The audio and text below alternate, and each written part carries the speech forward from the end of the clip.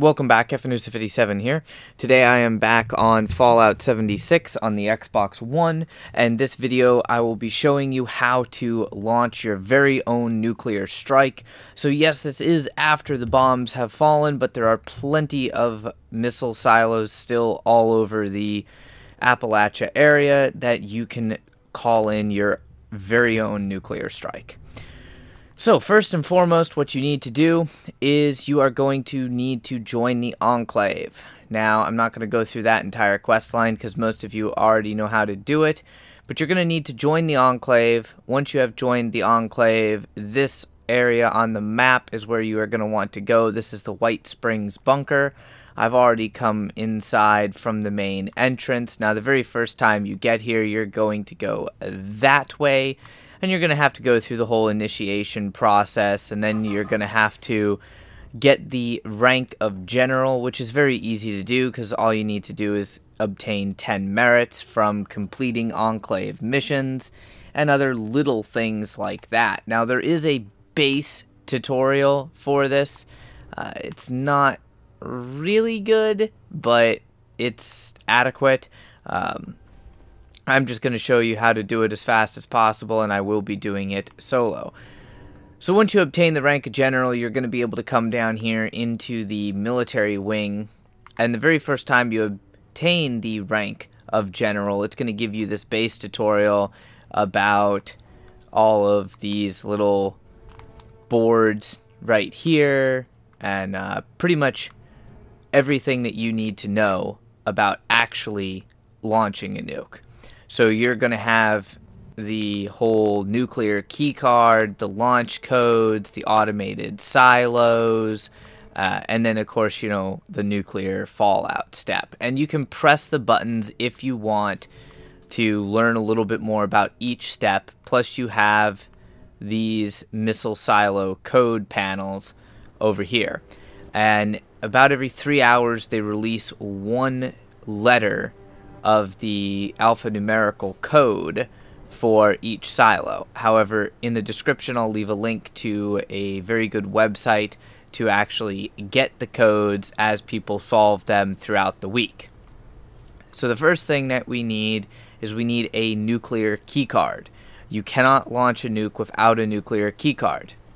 For that step, you're going to have to come here to the surveillance system terminal.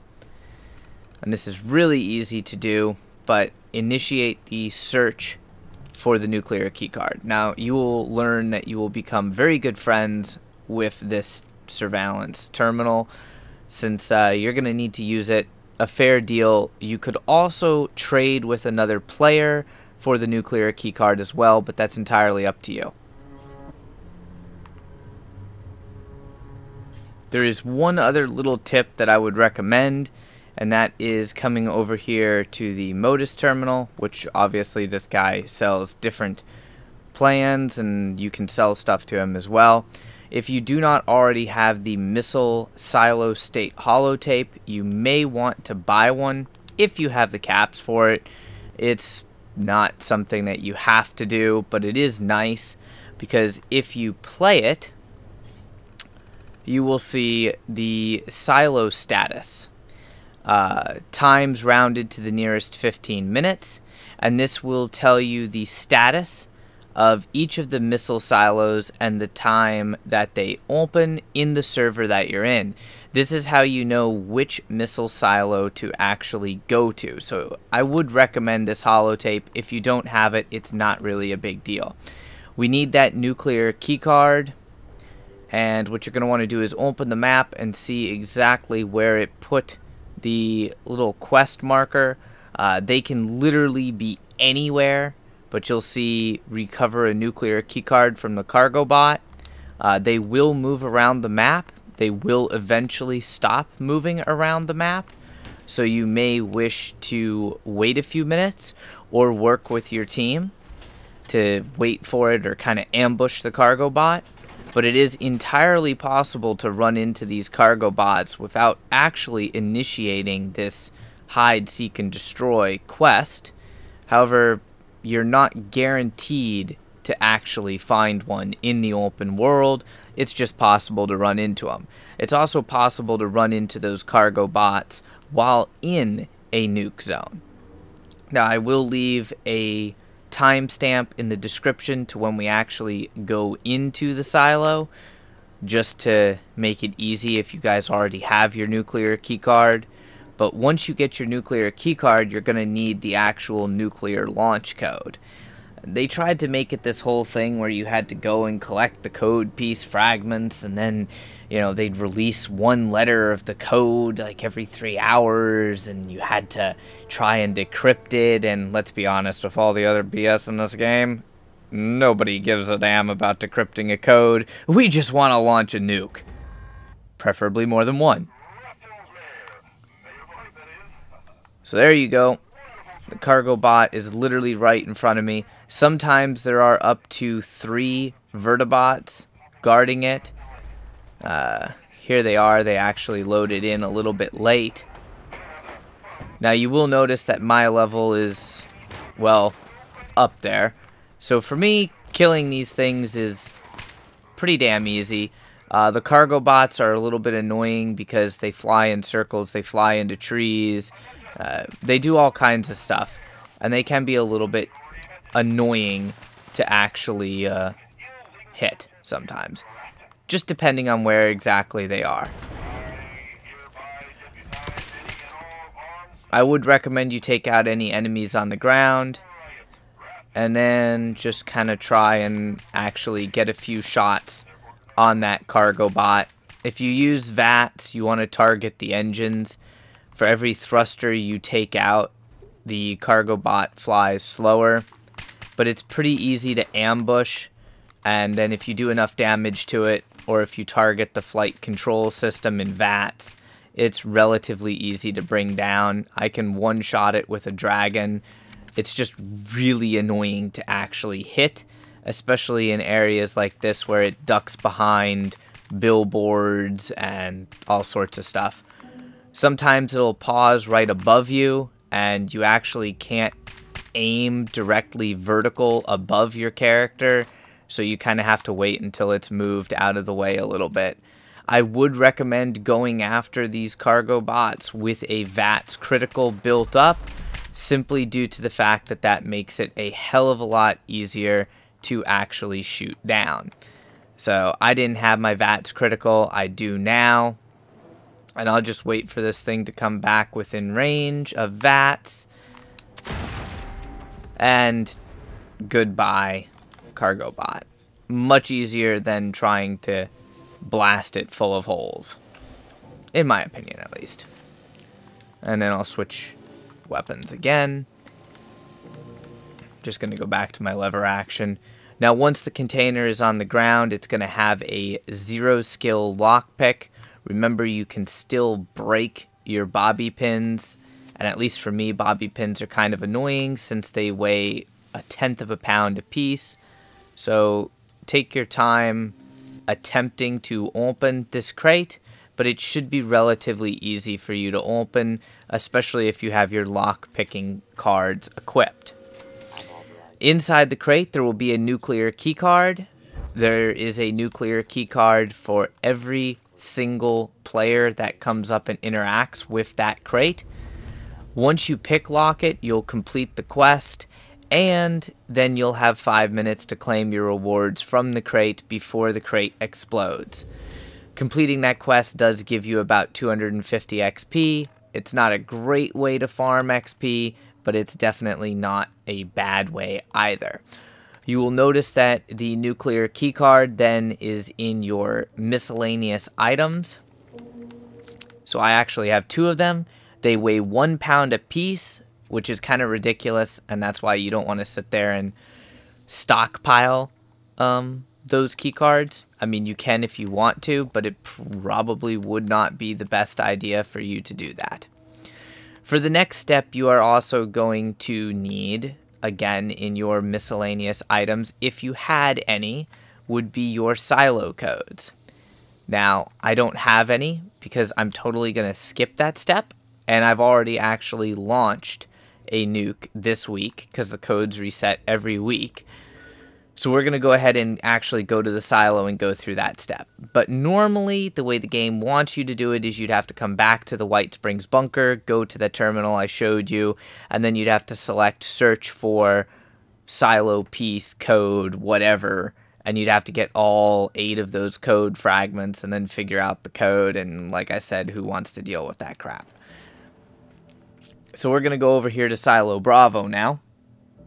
And we're actually going to go through the whole process of launching the nuke. Now, once I get out of this loading screen, I'm going to show you the location on the map for each one of the silos, just in case you don't know where they are, because you might not have them unlocked if this is your first time launching a nuke. If this is your first time launching a nuke and you are of lower level, I would recommend you do this in a group. So this is Site Bravo. And if you come down on the map, kind of near the National Isolated Radio Array, that big marker on the map, you'll see Site Alpha. And if you go further south on the map, where RNG Station would be, just north of that, is Site Charlie. I just like Site Bravo because why not? So there's various different ways that you can actually go through this. This looks like a server where nobody has been in here, which is good because I'll get to show you the full thing. Go into the elevator and activate the hand scanner. This is what prevents people who have not joined the Enclave from actually being able to go in and launch a nuke. If you have somebody who has not joined the Enclave or has joined the Enclave and not reached the rank of General, they will not be able to go in here with you to actually launch the nuke. Now, once we get down in here, there's a couple different ways that you can do it. I'm going to run through this relatively quick, and I'm going to do it solo because, well, I can. But I'm also level 186, so I have the weapons and gear to do it. You should be able to do this solo if you are, like, say, level 50, 60 and up. From there, you should be able to do it solo. If not, bring a team. It definitely helps if you have somebody hacking. So the way the game wants you to do this is they want you to come to these individual terminals and actually hack. There's a terminal right here, which I will show you how to do it real quick because it does make it easier. But basically they want you to go through the process of disabling the turrets, and it's just kind of not worth it. Anyways, if you have a high intelligence skill, it's relatively easy to do. If you go through and remove the duds, especially with all 3 hacker cards on, which obviously are needed in order to actually hack this level 3 terminal, because most of the terminals inside the missile silo are level 3, which you can come under attack while doing this. I think that's rather retarded. That's why I said bring a team. And I also said this part really wasn't worth it. But yes, you can go through and hack the terminal. You can brute force your way into the terminal by just guessing 3 times and then backing out of the terminal and going back into the terminal. It is completely up to you how you wish to do it. I really don't care for hacking the terminals. However, there is an achievement for hacking 50 terminals, and there is in-game challenges that reward you with atoms for hacking 50 terminals. I think like 60-something terminals, and eventually the whole, 76 or like 200 terminals, something of that nature. Once again, completely up to you if you actually want to take the time to go through the hacking process. As you can see, it does take a minute, plus you can come under attack. Remember, these enemies will be relatively high level, and the more people you bring into the silo, the higher the level they will be. So there we go, that is hacked. You can go into the turret control, and you will have the option to deactivate or remove the targeting restrictions.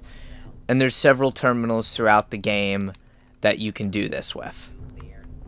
Now, unfortunately, like I said, that's really annoying, and I am high enough level that I don't have to do that. So I am going to go through the other way, but I will show you where the terminals are if you wish. So once you come in here, the reason why we deactivate the turrets is because, well, they're right there. Now for me, since I'm a sneak build, I can go through here pretty easy. Since we're just getting started, step 1 now of running through this, no matter what way you choose, is you're going to need one of these old biometric ID cards, little blue ID card. They're located all over this facility, and, well, sometimes they're easy to find, sometimes they're not. Step 2, you're going to need to erase the old ID card. That'll give you a blank biometric ID card. You can only have one of the ID cards at a time. Then you need to actually scan your biometric data, or you need to get your biometric data, I should say. If you want to take out the turrets, you can. If you don't want to take out the turrets, it's entirely up to you. Now these enemies are relatively low because this is just the first area. So come down this hallway, come into this medical infirmary room, which if you want to loot anything, you're more than welcome to. And then go ahead and enter this little tube here on the right. You cannot do it in power armor, and it will scan your biometric data. Once you have scanned your biometric data, you're going to come back out of this room. There is a turret right there, so you can kill it if you want. The rest of these rooms, it's not really necessary to go in. If you're looking for stuff to loot, you can. There's a pool table there, so you can get a lot of plastic. There's a gym over here, so you can get lead and steel, but keep in mind a lot of the gym equipment blocks your shots. Even if that says that you'll hit the target, a lot of times you won't. And of course there's a storage room here. It's not really necessary for you to go in, but if there's anything you want, like the steel scrap or something from the robots, go ahead and pick it up. You will need some steel scrap later, so it might be worth it for you to actually pick that up. And of course you'll need to explore a bit if you're having difficulty finding the biometric data or finding the biometric data card. Then you're going to come back to this terminal and you're going to fabricate a biometric keycard. Basically that's putting your biometric data on the blank card. Come into this room, which you'll notice there will be 2 turrets on the wall. Most of the time you'll miss the combat inhibitor on these, so don't even bother shooting the combat inhibitor. If you want to know where the weak point is for those turrets, the weak point is actually the barrel. Then go ahead and hit the ID card registration. And that's the last thing you have to do for this area.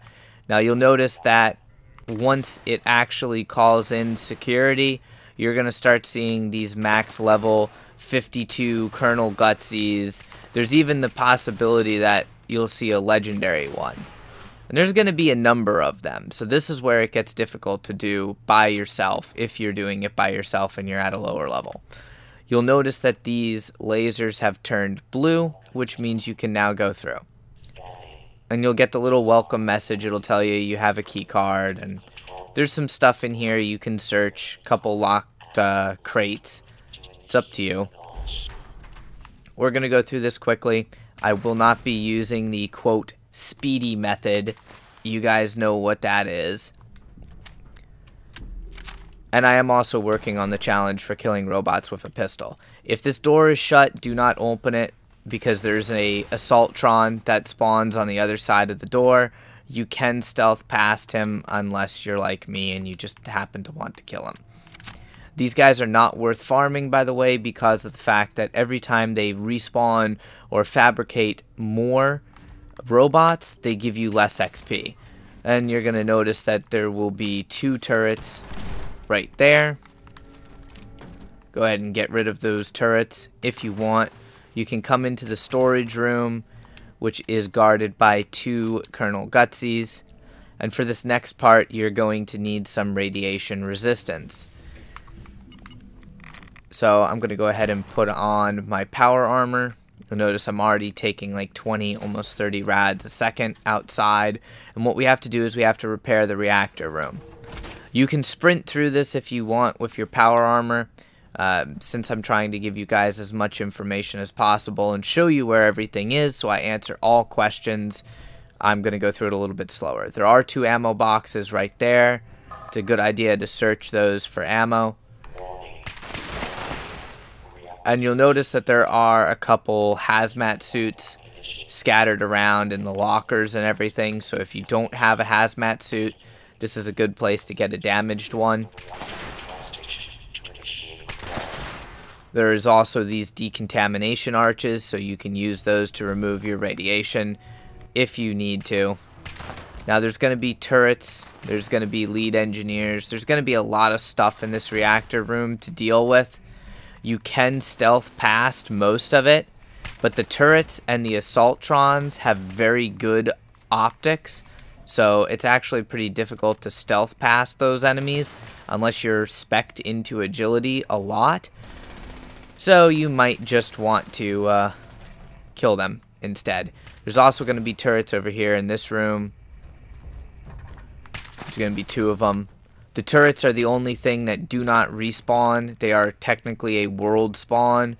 So once somebody destroys the turrets, they will not be there in that world anymore until the server resets. Now you're going to want to come to this computer terminal that says reactor control. Shut down the reactors and just back out of that screen as fast as possible. And then you need to repair all of these broken pipes.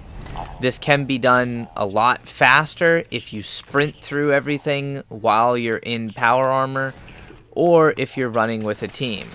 I do have to be a little bit careful using this explosive weapon so that I don't actually hit myself with it, because you do not want to die when you're down here, especially if you are the only person launching and you're doing a solo launch, because that's just then really annoying. The entire time you're in the silo, it's going to go ahead and keep calling in reinforcements, and the entire time you're in this section, you're going to continue to take radiation damage. So I recommend coming through here and repairing these pipes, and then we'll take a little detour and go up over here on this side, keeping in mind that all legendary robots, which there is a high chance of finding a legendary robot or spawning a legendary robot in here, explode. And they explode and do a lot of damage, so do keep that in mind. There is also a guaranteed fusion core that you can get in here, so if you're like me and your fusion core is running low, don't worry about it too much. You will be able to get a replacement fusion core. Plus, this is the only step that you actually really need your power armor on. Come back to the original computer terminal. If you follow my path that I just showed you, that's pretty much the most efficient way, unless you are working with a team, to do the reactor step. After this point, you no longer need to be wearing your power armor, unless that's what you want to do. Then what you're going to do is come through here again, and you're basically backtracking a bit. There's nothing here for you to hack. There will be a turret right there. There is a control console here for you to hack if you want. This is the security control station. It is a level 3 hack, so once again you'll have to put your cards on to do it, which is why I don't. I would rather have my gunsmith card equipped. And of course there's a turret right above that terminal as well. Exit that room, turn to your right, and come through here. It's a little bit of a maze. There's nothing of value back there, so don't worry about it. You'll have a little level 1 eyebot that tends to pop up out of the ground. Be careful if you're using an explosive weapon, because a lot of times you'll kill yourself. And now what you need to do is you need to destroy the mainframe cores. So there is a turret there, and there's technically 2 ways to destroy them. You can walk up and press A on each of the mainframe cores to destroy it, which there is another mainframe access terminal level 2 hack right here. If you're working on your hacking achievement, I would recommend hacking all the terminals, but if you just want to launch the nuke as fast as possible, then go ahead and come through and just destroy everything. If you have a good weapon, especially a 2-shot explosive, it's entirely possible to just shoot all of these terminals until the lasers disappear, which means you can move on to the next step. What they don't tell you is there's more terminals and a turret in this room. And basically in the upper right hand corner, you'll see missile countdown, and you'll see the progress bar for the health of the actual mainframe, or the integrity of the mainframe. The more cores you destroy, the faster the bar drops. So that's why I recommend destroying all of the cores, so you don't actually have to go to as many different spots. And it's just faster to shoot them if you have the ammo and the weapons to do it with. There is a lot more cores than what is actually needed. Do keep that in mind. Once you enter this room, you're going to have stuff that spawns on you. And that's exactly what happens with the explosive damage. You can kill yourself very, very easily. And then you have to respawn and go through everything except getting your nuclear keycard again. So I will just fast forward till I'm right back in the same spot. It will save your progress as long as you do not get disconnected from the server. Alright, so you'll notice I'm basically back right where I died. It really doesn't take long. It's super annoying. If you guys have a 2-shot explosive weapon, you know exactly what I'm talking about with the way this annoyance is. Pick up your scrap, your junk, if you need to, and resume destroying the mainframe cores. But yeah, 2-shot explosive weapons are really annoying. There is a door right here that requires pick lock level 3. It makes it maybe a little bit easier to avoid some of the enemies, but really not much. There also are a few turrets that I haven't destroyed scattered around here, and another mainframe access terminal. If you wish to hack it, it's up to you.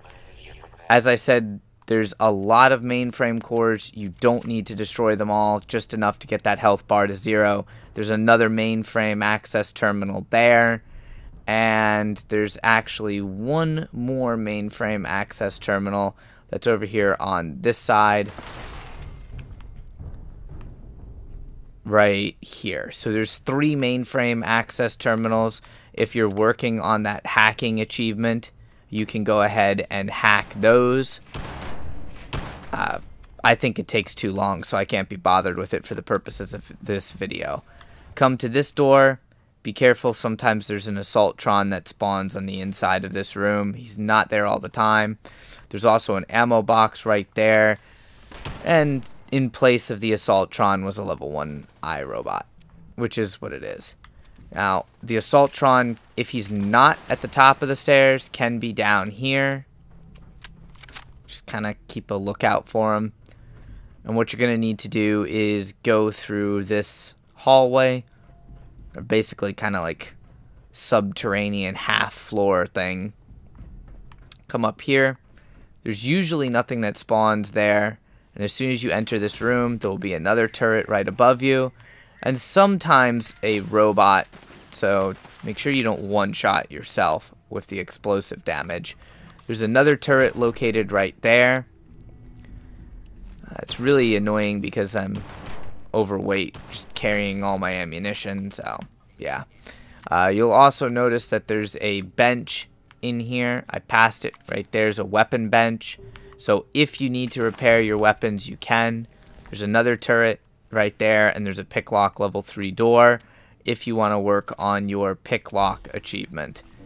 Come through here and you'll notice more robots. They'll be higher level the more people that are in your party.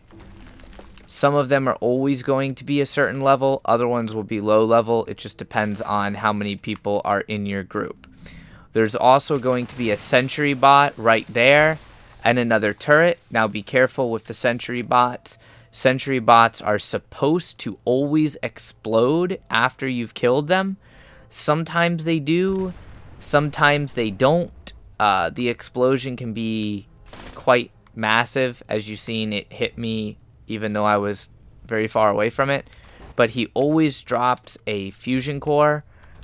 So if you need a fusion core, that's a very good way to get one. Now what we're going to be doing is we're going to be looking for mainframe cores, because currently there is a malfunction with repairing the mainframe cores, and that is the very next step that we need to do. So at this point you can't really stealth easily, because mainframe cores are, well, let's just say they're hidden very well, and they're kind of a pain in the ass. There's also a power armor spawn right here that usually has a fusion core. It is a world spawn, so someone may have looted it already. And I would recommend you do what I'm doing and pick up some steel scrap. There's a mainframe core right there. You'll need this tinkerer's bench later. But I'm going to go ahead and scrap that T60 gear to get a little bit of steel, because like I said, we'll need that to actually repair the mainframe cores and not run into that glitch. So go ahead and exit that room. This way you'll be able to come up behind that turret. There is a level 0 pick lock toolbox right here, which if you're working on the pick lock achievement or simply in-game challenge, you may wish to pick the lock. If you have your lock picking cards on, obviously it'll be easier. If you don't have your lock picking cards on, well, you guys know it takes a few tries. You can get good stuff from those toolboxes. They're kind of like the Walmart, basically. They have everything in them, or can have everything in them. I recommend that you interact with this terminal and open the door. This door will open to the main storage area that we cleared at the beginning of the video. And this way, in the event of your untimely demise, it's actually easier to come back into this room. Take out the 2 turrets there, and also take out the turret there. There's usually an assaultron in one of these rooms. I recommend dispatching with it as fast as possible before they notice you and go invisible.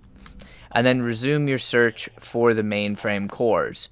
You are going to need a total of 15 mainframe cores, and after they finally fix it, you won't have to worry about this. But for now, you do have to worry about finding all of the mainframe cores. And they spawn in random locations. There's also another turret right there. Again, you can just simply equip your power armor and run through everything if you wish. But the mainframe cores are still going to be pesky, because you have to be right at the proper angle in order to actually see them. And yeah, that I think is kind of ridiculous, because all we want to do is launch a nuke.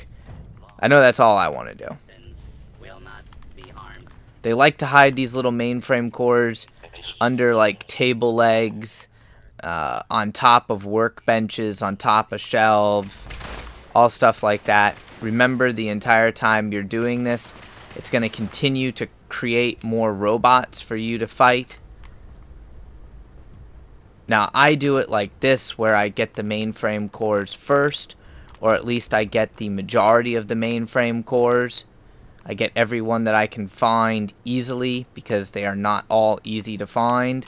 And then I go ahead and take the old ones out of the computer. You can do it whatever way you feel like. It's up to you. There's a footlocker there that sometimes has random rewards in it. That's another spawn point for one of the mainframe cores. You can also find a mainframe core over here on this shelf usually. Sometimes it's behind those boxes, sometimes it's on the ground. It's really random. Come over to this computer and you're going to take out all of the damaged mainframe cores. I recommend taking out the damaged mainframe core and replacing it with a regular mainframe core, which, depending upon how laggy the server is, it may not register you replacing the damaged mainframe core right away. Just kind of bear with it and continue to press the button to actually replace the cores. It looks like this time I got pretty lucky and I found all but 5 of the cores, which there are enough cores located randomly throughout the map to actually get them all, but it's a pain in the ass. So the way that I recommend doing it is going back to that Tinkerer's bench that we found earlier. Just be careful that nothing is actually trying to kill you. Make sure this room is clear before you interact with the crafting station, or you're going to end up getting yourself killed.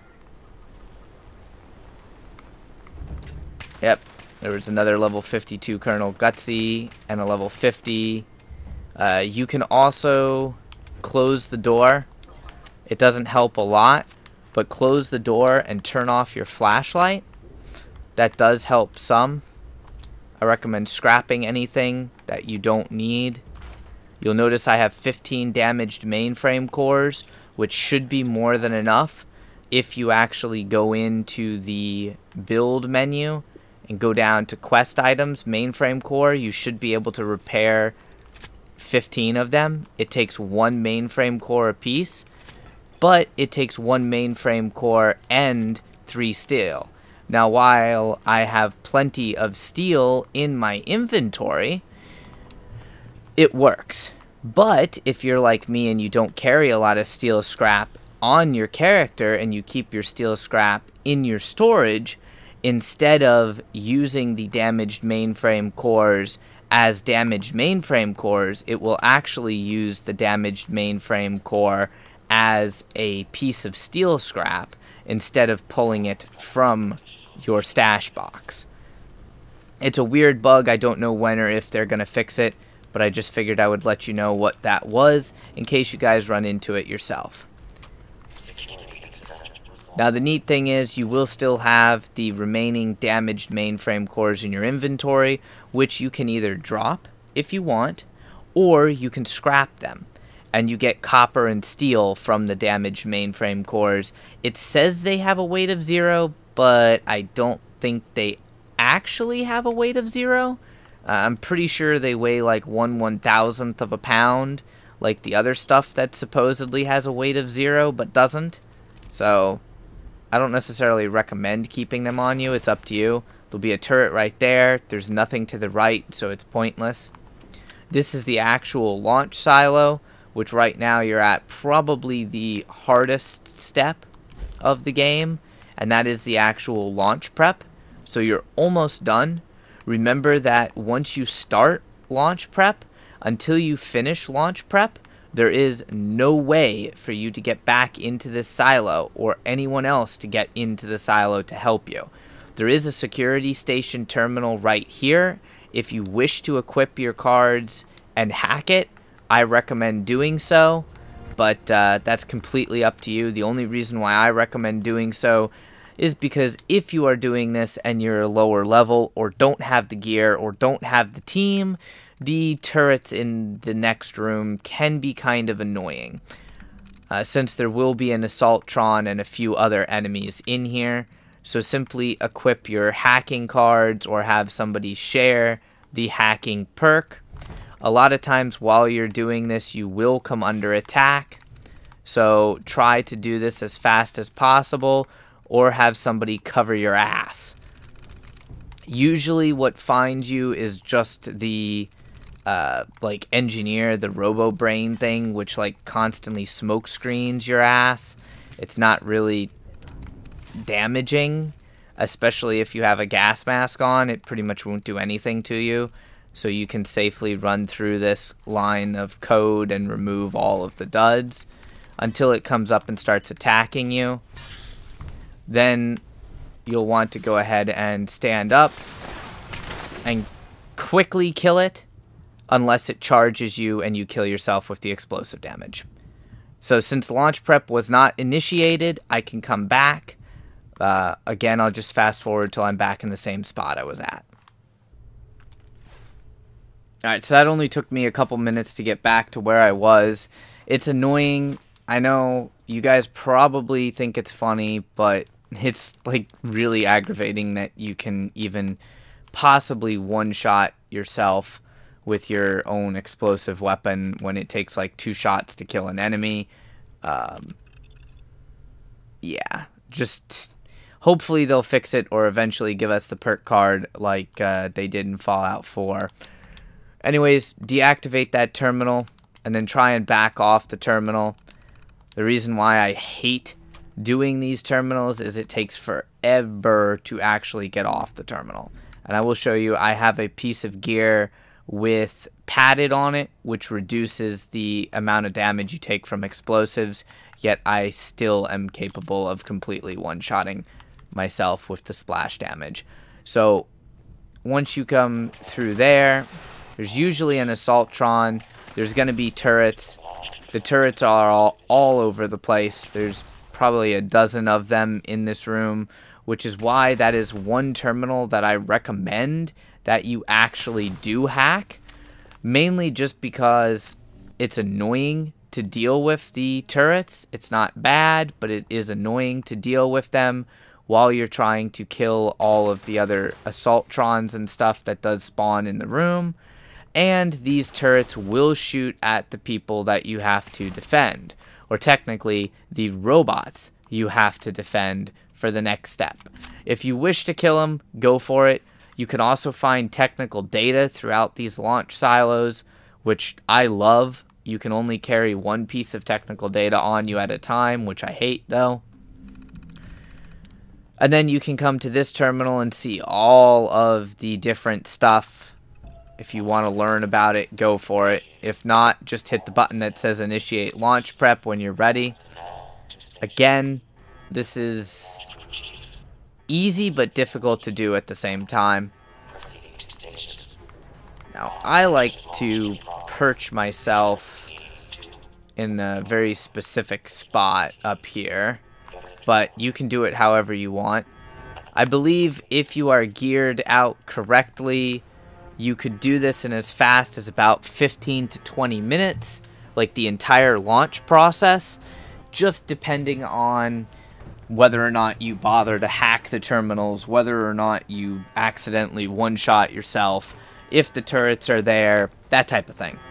So what's going to happen here is it's going to create these little launch chiefs. It's really annoying if you're a VATS build like myself, because VATS will automatically cycle to them.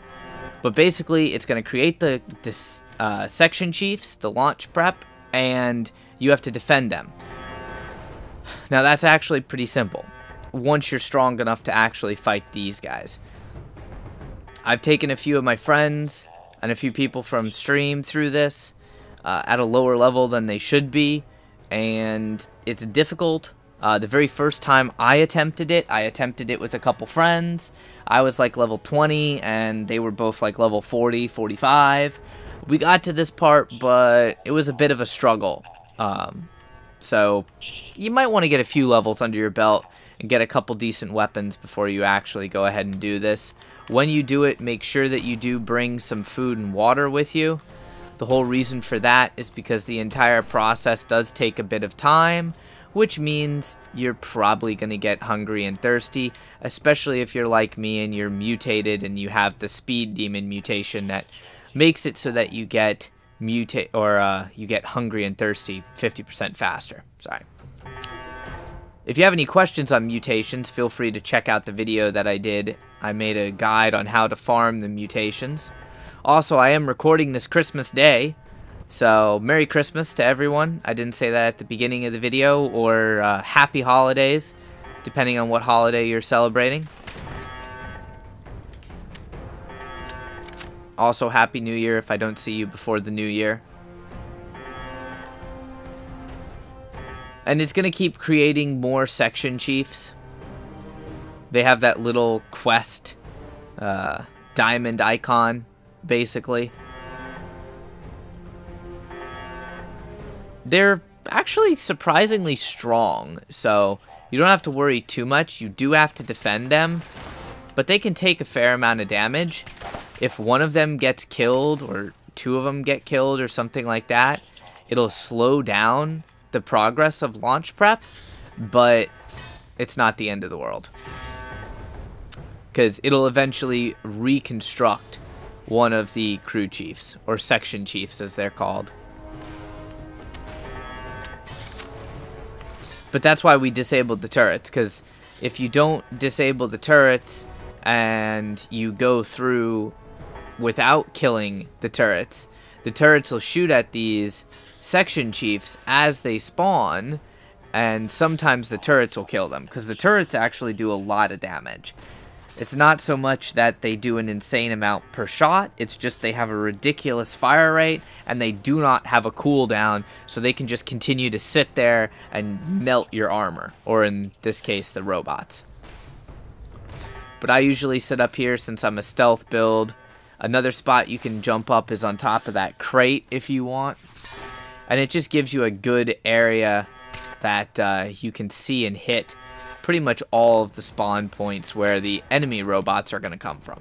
Don't worry, as long as there are no glitches at the end of launch prep, you will actually be able to kill any remaining robots, or 99% of the time, any remaining robots that have spawned outside of the section chiefs will just fall over dead, and you don't have to worry about killing them. Now you'll notice it's going pretty quick. Launch prep's at 75%. So I'm going to go ahead and eat my meat, get my drink on, place down my power armor since I need that to fast travel. That whole pesky carry weight issue in this game.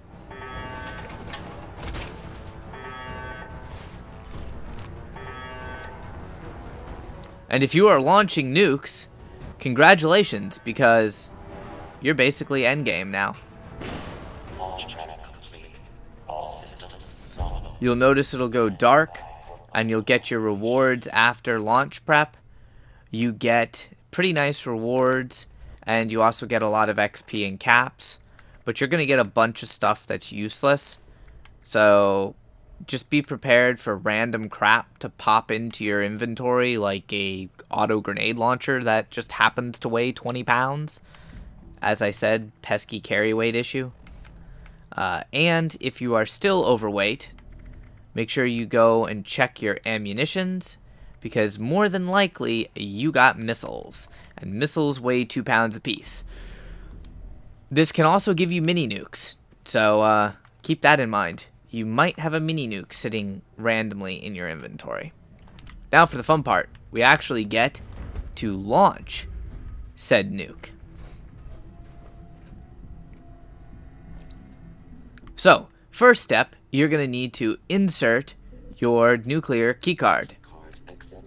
It will remove the keycard, say keycard accepted, and grant you access to the keypad, where you will enter the launch code for that week. If you have already entered the launch code for that week, it'll pop up there in the upper left-hand corner saying you have already entered the correct launch code for the week and give you access to the launch system. Remember, it is a different code for each silo. Every time you launch a nuke or want to launch a nuke, you are going to need to use the keycard because it is consumed when you put it into the machine, and every week the codes change, forcing you to get the actual new code. There is not a maximum amount of nukes that you can launch, but there is a cooldown. You can only launch one nuke from each silo per, I believe it's like 2.5 or 3 hour cooldown period. So if you want to launch tons of nukes, then you'll need to end up switching servers and not launching from the same silo, at least until the cooldown's up. So enter the targeting menu. Anywhere inside this green zone, you cannot target. Anywhere right next to the green zone where the blast would actually hit, somewhere in the green zone, you cannot target.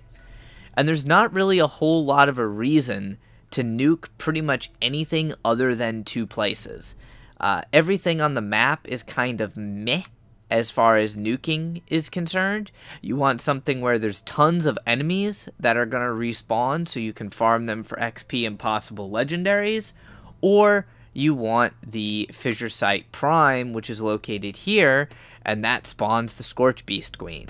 Now, the Scorch Beast Queen is a pesky little thing, kind of glitchy, and not exactly easy to take down, so you might want to look on the map and see if there's a lot of high-level players, or if it's a pretty empty server, which Of course, this being Christmas Day, it's a pretty empty server, and the only people that are on are fairly low level, so I'm not actually going to bother nuking the Scorch Beast Queen, because it's a waste of resources and ammo if you don't actually kill it. The next best place to nuke is the White Springs, which is right here on the map, because there's a crap ton of ghouls that spawn, so this is pretty much the area that you want to farm in order to get a bunch of XP. You can zoom in and zoom out on the map in order to better place the nuke. Most people place the nuke right on White Springs, and they press A, which shows you that. You can then press B to cancel it. I do not recommend placing the nuke right on White Springs. I actually recommend placing the nuke right about here on that square. And the reason why I place it on that square is because, as you can see, the train station is outside of the blast radius, but everything else is hit by that blast radius, including the golf course, which is where most people come to actually farm enemies.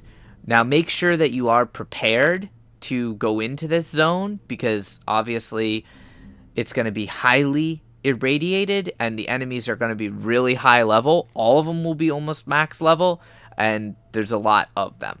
So make sure you're actually ready for that. Once you have selected your destination and you hit the confirm button, you're going to go ahead and get that quest completed, Death from Above. And of course, it's going to give you a Death from Above time till the nuke touches down, which is roughly 2 minutes and 50 seconds. That gives you plenty of time to exit the area if you are in the area, or if you wish to travel to the area, you can go ahead and travel to the area. But that is how you actually launch the nuke. If you do have any questions on that, or you need help, or whatever the case might be, feel free to send me a message. I am on the Xbox One once again, and there is no cross-platform compatibility for this game, but I will be more than happy to answer any questions that you have. Now, going into the nuke zone, I'm going to give you a couple tips. I would recommend that you use excavator armor, or that you use XO1 power armor. Either one of those is going to give you good energy resistance and radiation resistance. You could also wear a hazmat suit if you're a stealth build, or use the prototype hazmat suit.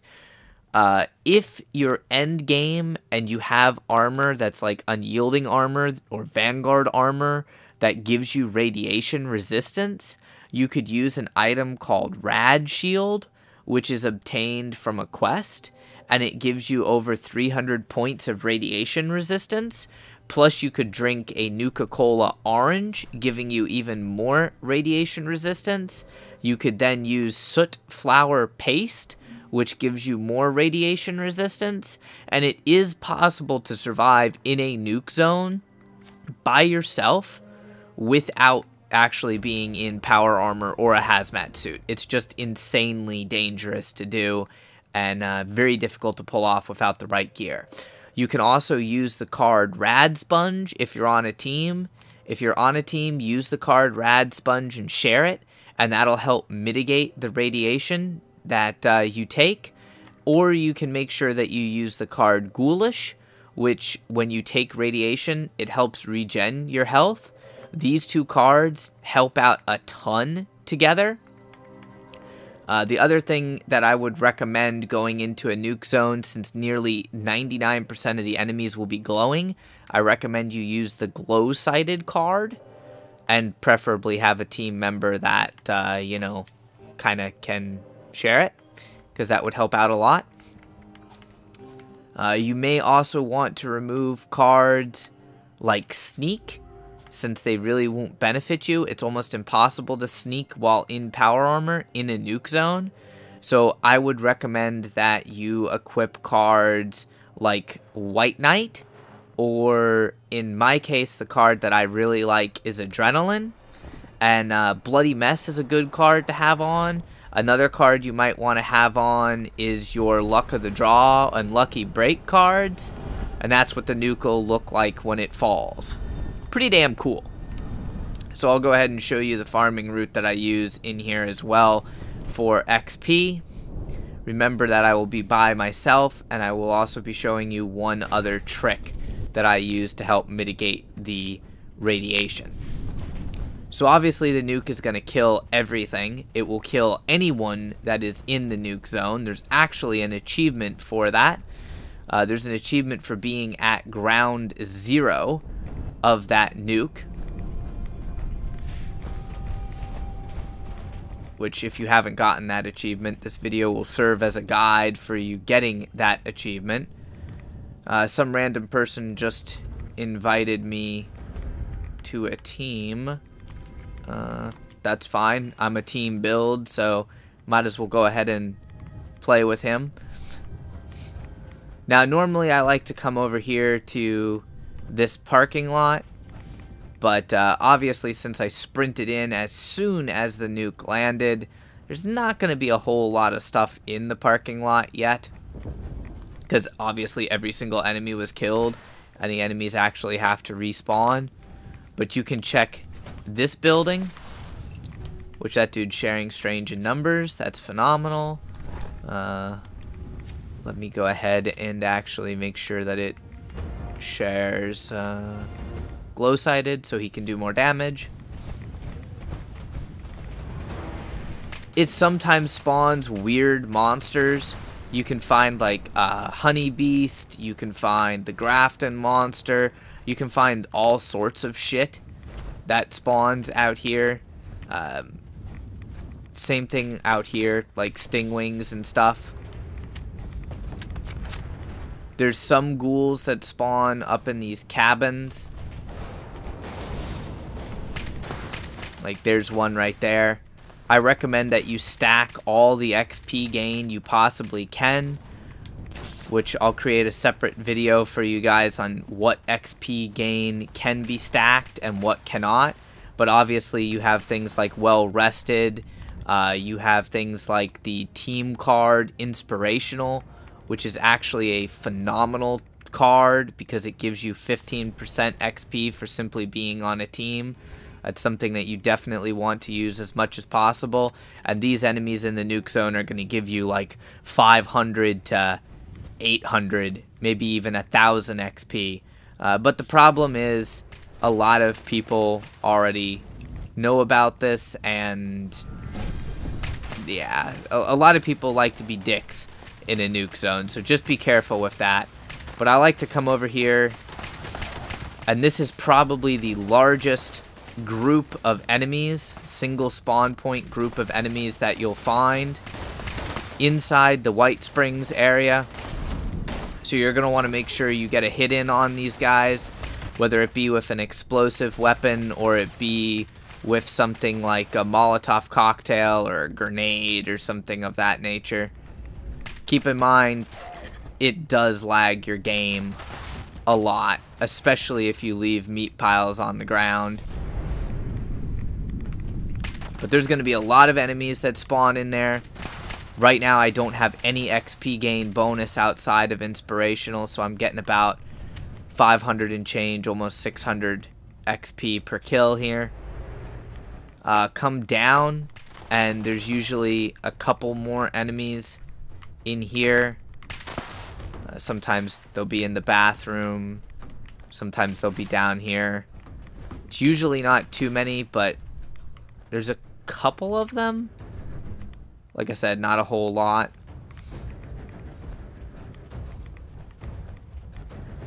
You can check this area for food items to do your quests. There's a lot of random world spawn stuff. You can also find random recipes, and you can find sugar, which is extremely important because sugar is used to make cranberry relish, which gives you a lot of XP gain. Come down here, and there's usually another ghoul right there.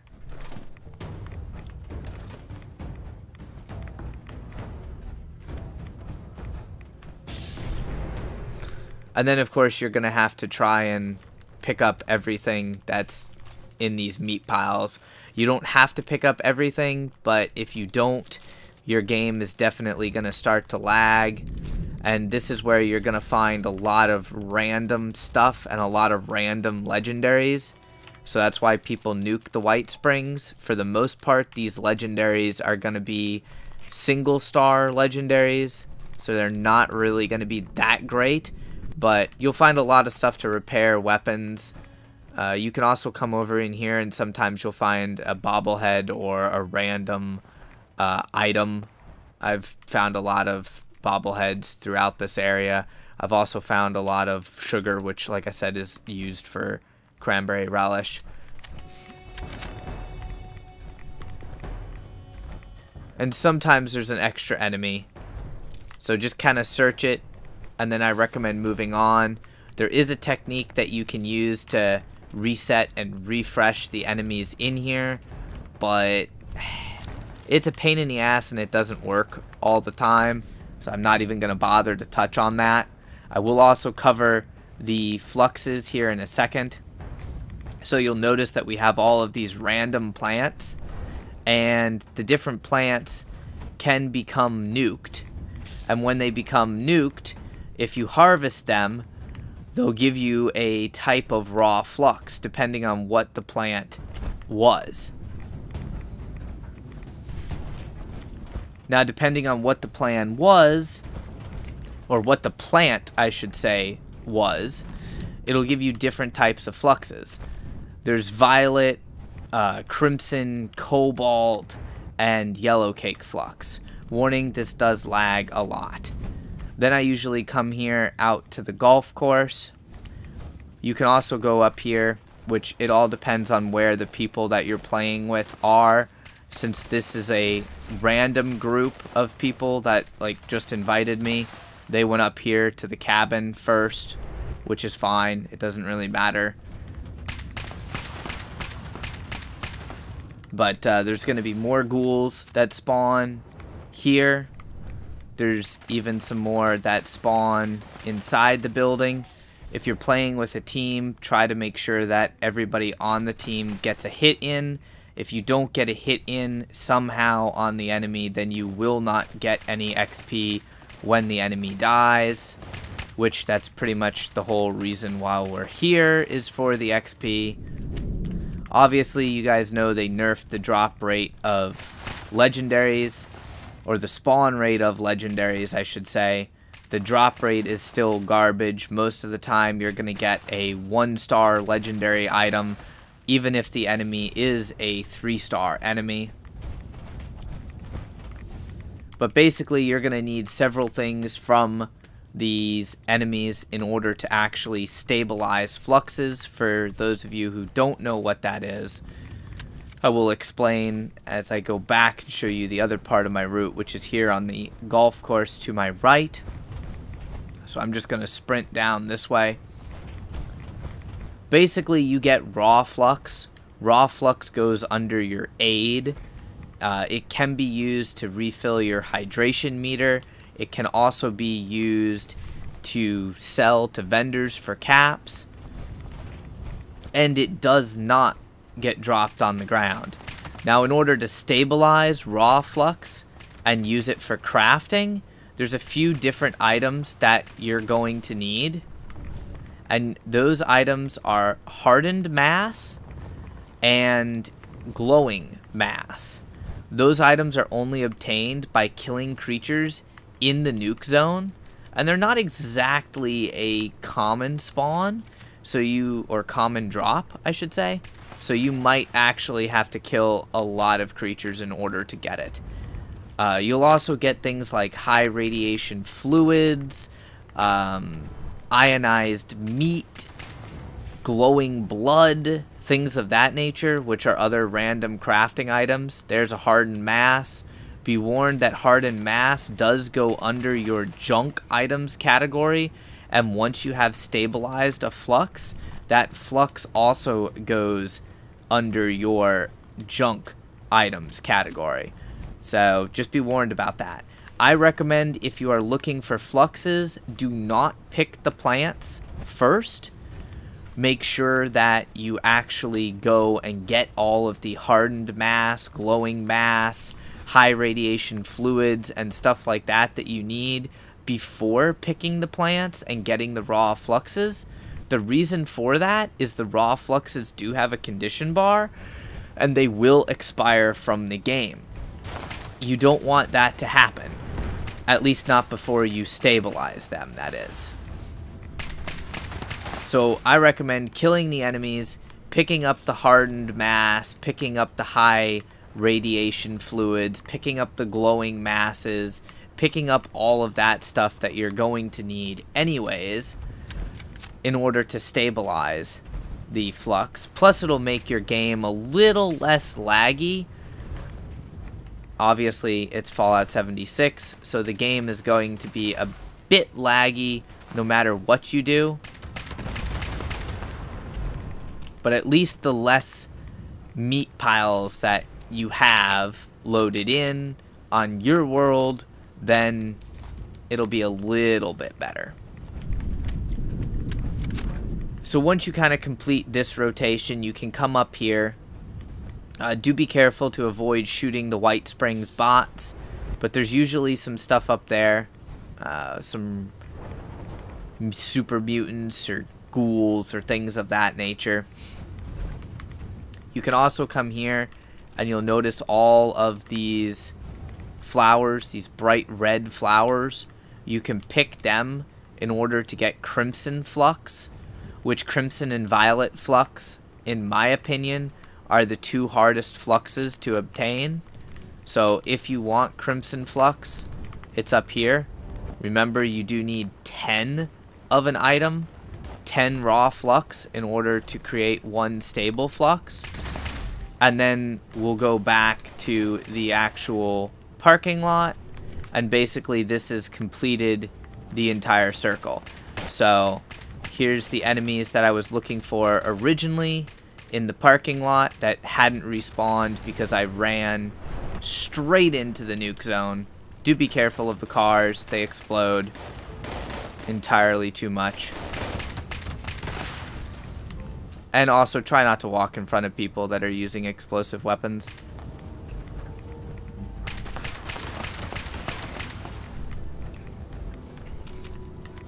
Now, like I said, this is a good way to get XP, a good way to try and get legendaries, but it's not a guarantee that you're going to get any good legendaries. You will be over encumbered, so I recommend just getting used to that. It's something that's going to happen. If for some reason you wish to not be over encumbered, there is a crafting bench right here. There's also a weapons workbench, so you can go ahead and scrap items if you would like any random weapons that you happen to pick up that weren't legendaries, or any random just whatever that you picked up, you can go ahead and scrap it there. You could also craft ammunition if you had a hazmat suit and could stand out in the radiation. There is a weapons workbench inside here as well, should you actually need it. But I don't need it because I run the gunsmith card. Now, I recommend you come back out here, and the majority of those ghouls that were up on the left-hand side should have respawned, and you should be able to kill them now for XP. Try to work with the other people in the area, because everybody's here for XP. Everybody wants the same thing. If you can get a really good group together and a good server, you could just sit there and refresh the ghouls and continue to run these circles. But please do not stand in front of your teammates like this ding-dong is doing to me. Don't do that. It's just not cool. Make sure you search every body you can, because even some of the enemies that are not marked as legendaries do occasionally drop legendaries. So just keep that in mind. They might not be marked as a legendary, but there is a chance that they could have a legendary item on them for you. So make sure, just to save some time, that you search everybody. This way you're never disappointed and you don't miss anything. Once you've come over here, you'll basically be right back at the golf course, and you can check to see if the golf course has refilled with ghouls. If it hasn't, run around, stabilize the flux, do whatever it is that you happen to need to do at that particular point. Now, like I said, there's going to be a lot of people, so the golf course did refill with ghouls, but it appears that that level 44 has already killed them. And that's the annoyance with launching nukes on White Springs, because there's so many people doing it that everybody's just looking for XP, and it's, yeah, kind of annoying. Anyways, that is the circle that I run. I'm going to show you one last step, and that is the step to stabilize the flux.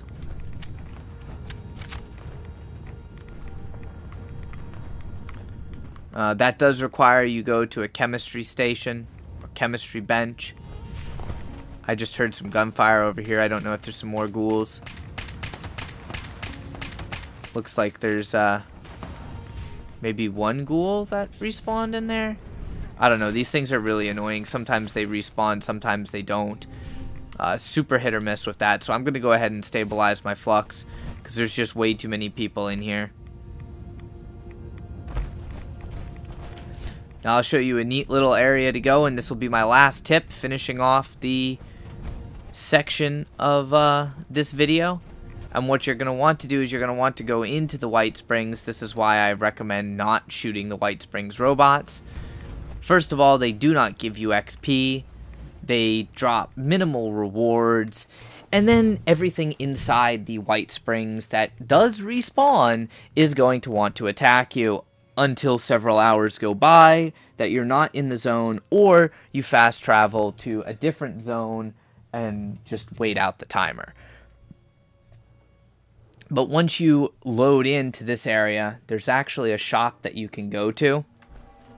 It's super helpful because it has basically every single crafting station in the game, so you don't really have to worry about that. Obviously, being the fact that it's in a nuke zone, it does take forever to load in. As you've seen, I lagged back to basically the very beginning. I had already sprinted down this hallway, but I lagged all the way back.